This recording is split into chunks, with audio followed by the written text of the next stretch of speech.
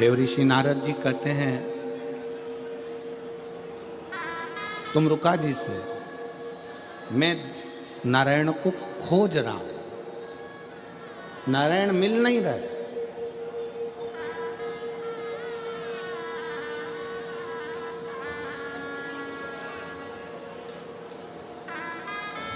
मैं नारायण को खोज रहा हूं पर नारायण मिल नहीं रहा है।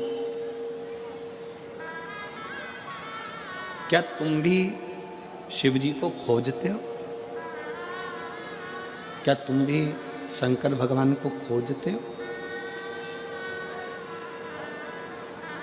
तुम रुका जी बोले नहीं, मैं शिव जी को खोजता नहीं हूं, मैं शंकर भगवान में खो जाता हूं।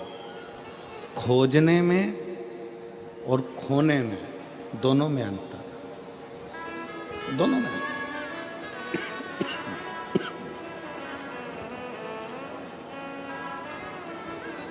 खोजने में तुम भगवान को ढूंढोगे और खो जाने में भगवान तुमको ढूंढेगा कि तुम कहां।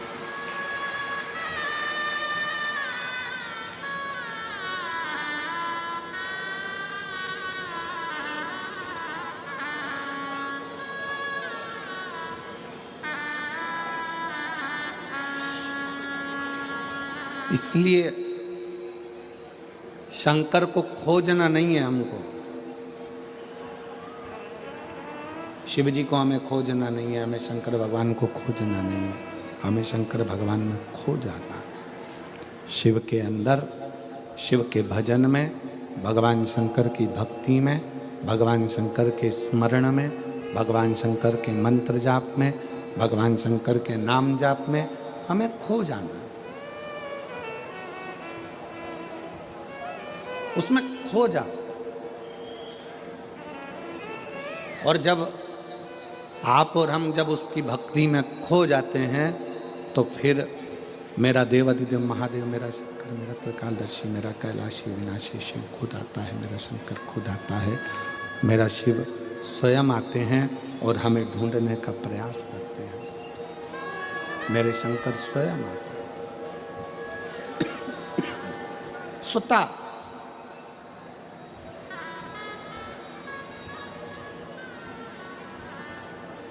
एक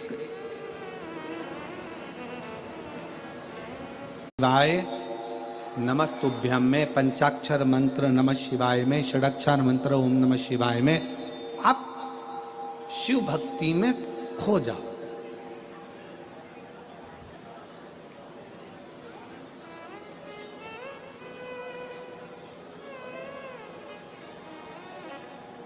और यदि शिव भक्ति में आप खो गए,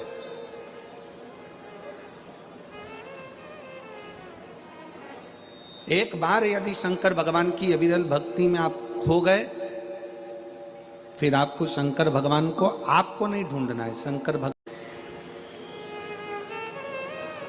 आप लोग बैठे जरूर हो पंडाल के बाहर, कथा श्रवण करने के लिए बैठे हुए हो पंडाल के बाहर, पर हमने कल कथा में कहा था कि यह भाग शिव पुराण का ये पंडाल नहीं है। भगवान शंकर का मंदिर, भगवान शंकर का शिवालय, भगवान शंकर का कथा का पंडाल केवल कथा का पंडाल नहीं होता, ये कल्प वृक्ष होता है जिसके नीचे बैठकर जो मांगा जाता है वो मिल जाता है।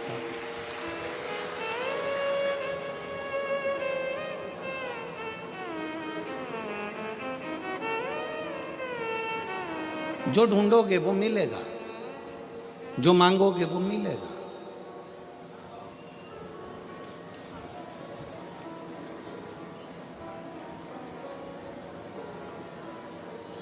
इस सूरत की कथा ने 2024 की कथाओं के सारे रिकॉर्ड तोड़ दिए।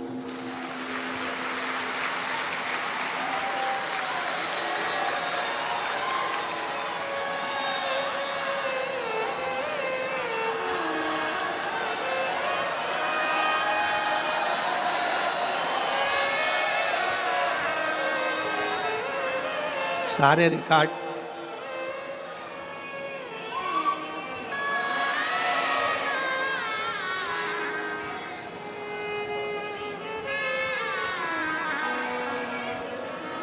परम पूज्य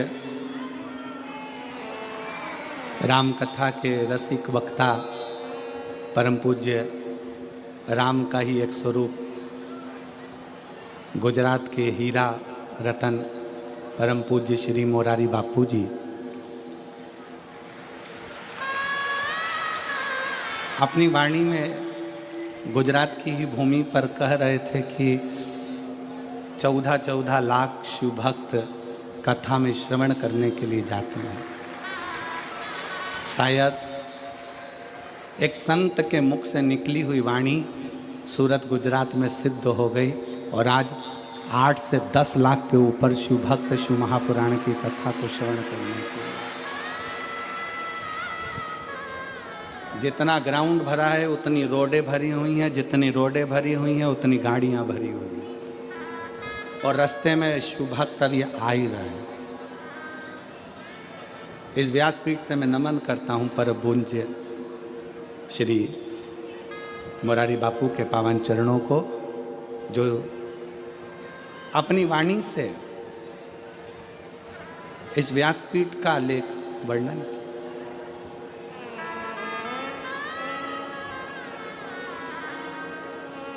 ये कल्प वृक्ष है।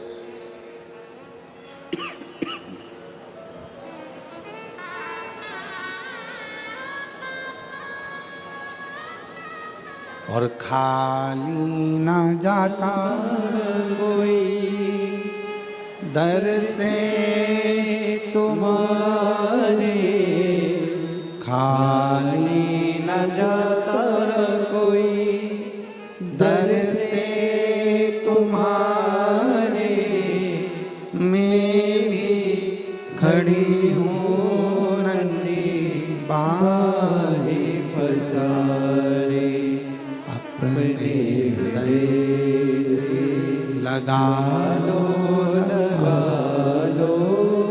गिरा जा रहा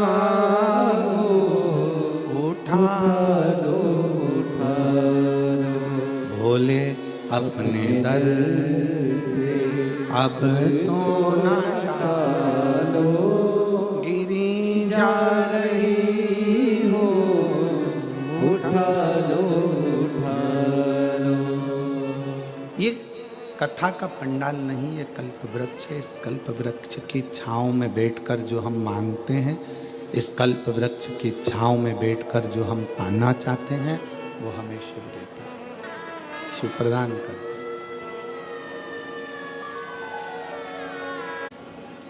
पुराना एक भजन आप सब गुनगुनाते हैं, पुराना एक भजन आप स्मरण में लेते हैं।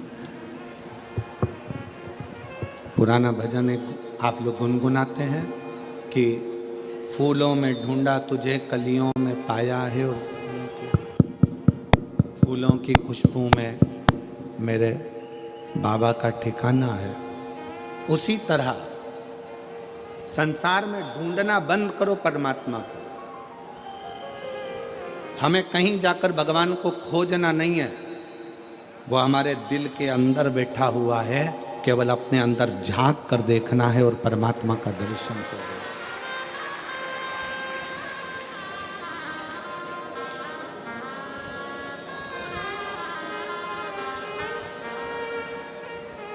कल एक बहन ने पत्र लिखा था, माँ है, एक सदस्य भी अगर भगवान का भजन कर रहा है, एक सदस्य भी अगर भगवान की अविरल भक्ति को धारण कर रहा है, तो वो पूरे कुल को पार कर देता है, पूरे परिवार।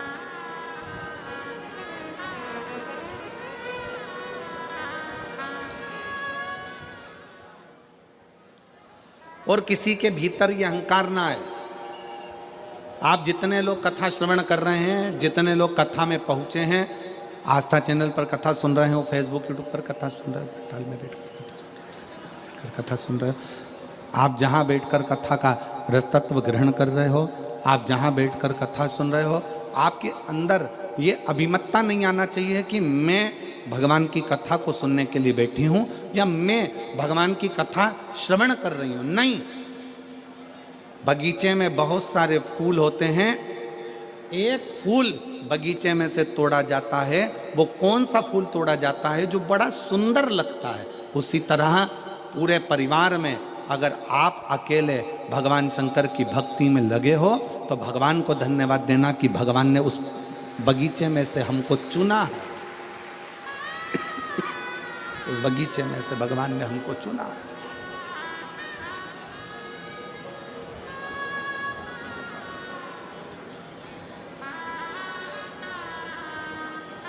भगवान को धन्यवाद दो कि उसने अपने को चुना। सत्संग के लिए, भजन के लिए, कीर्तन के लिए, मंत्र जाप के लिए, नाम जाप के लिए, स्मरण के लिए चुना। और तेरा ही दिया मैंने खाया पिया है, तेरा शुक्रिया है, तेरा शुक्रिया है, मुझे भोले बाबा ने बहुत दे दिया है, तेरा शुक्रिया है, तेरा शुक्रिया है, ये जायदाद दी है, औलाद दी है, मुसीबत में हर वक्त इमदाद दी है, तेरा ही दिया मैंने खाया पिया है, तेरा शुक्रिया है, तेरा शुक्रिया है। भगवान को धन्यवाद दो। जो बगीचे में से एक पुष्प जैसे तोड़ा जाता है, बगीचे में से एक पुष्प निकाला जाता है, बगीचे में बहुत सारे फूल लगे होते हैं, उसमें से एक फूल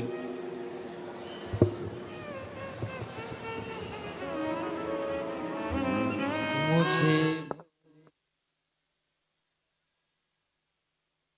तेरा शुक्रिया है, ये जायदाद दी है, औलाद दी है, मुसीबत में हर वक्त इमदाद दी है, तेरा ही दिया मैंने खाया पिया है, तेरा शुक्रिया है, तेरा शुक्रिया है।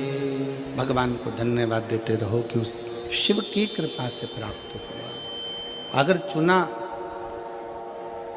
आप यदि भगवान की अविरल भक्ति में बैठे हो, भगवान के भजन में बैठे हो, भगवान के स्मरण में बैठे हो, मान लो कोई व्रत आप कर रहे हो, कोई तप आप कर रहे हो, कोई साधना आप कर रहे हो, कोई उपासना आप कर रहे हो, तो भगवान को धन्यवाद दो कि उसने आपको चुना है भगवान की भक्ति के लिए, स्मरण के लिए, पूजन के लिए, पाठ के लिए, अनुष्ठान के लिए।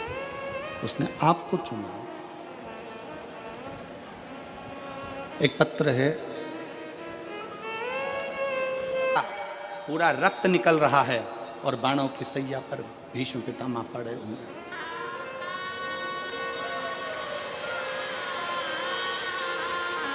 बाणों की सैया पर भीष्म पितामह पड़े। विचार करिए,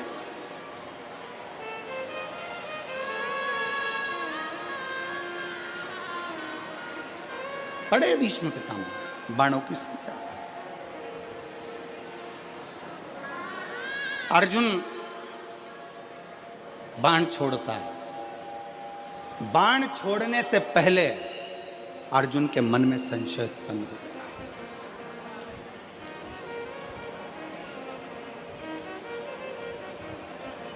बाण छोड़ने से पहले अर्जुन के मन में संशय है।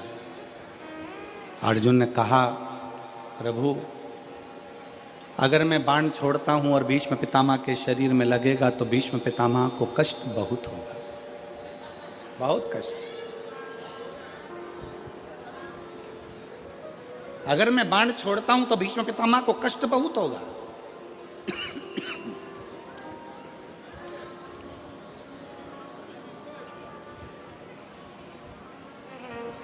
भगवान कृष्ण बोलते हैं, भगवान कृष्ण ने कहा, अर्जुन तुम्हारा काम है बाण छोड़ना।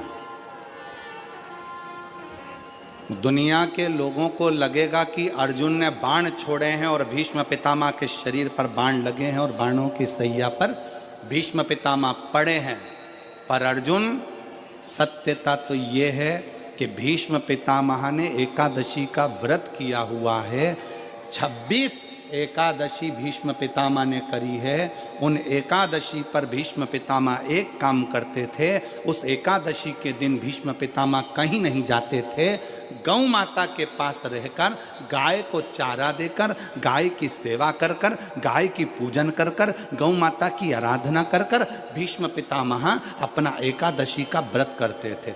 गौशाला में गौ माता को जितना फलाहार देते थे, अपने अंश से, अपने जो पाया, जैसा पाया वैसे अंश के हिसाब से गौ माता की सेवा में लीन रहते थे। अर्जुन, घबराना नहीं, बाण तुम छोड़ोगे, दुनिया के लोगों को लगेगा कि अर्जुन ने बाण छोड़ा है।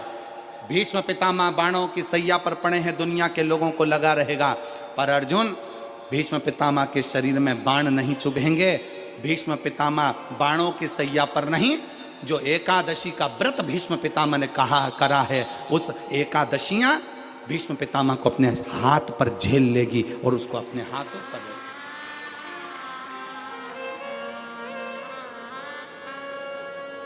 जिन एकादशी का व्रत भीष्म पितामह ने करा है, वो एकादशी भीष्म पितामह को अपने हाथों पर झेलती है।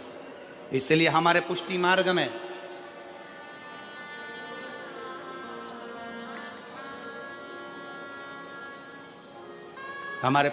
में जहां हम ब्रह्म संबंध लेते हैं,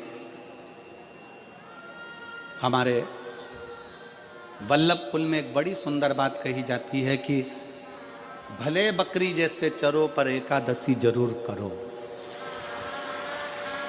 वो भीष्म पितामह के संवाद को देखकर कहा जाता है।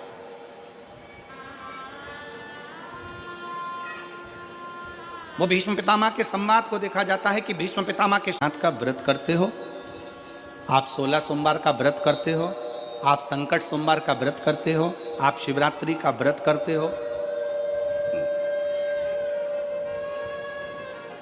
आप सोमवार की अष्टमी का व्रत करते हो।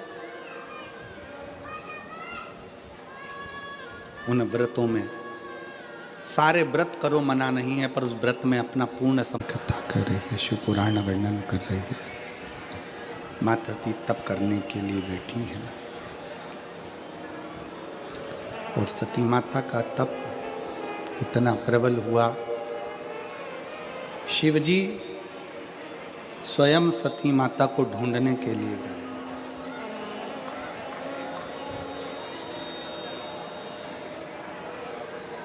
शंकर भगवान स्वयं मां सती को ढूंढने के लिए। अभी कथा में कहा, आपका व्रत सच्चा है,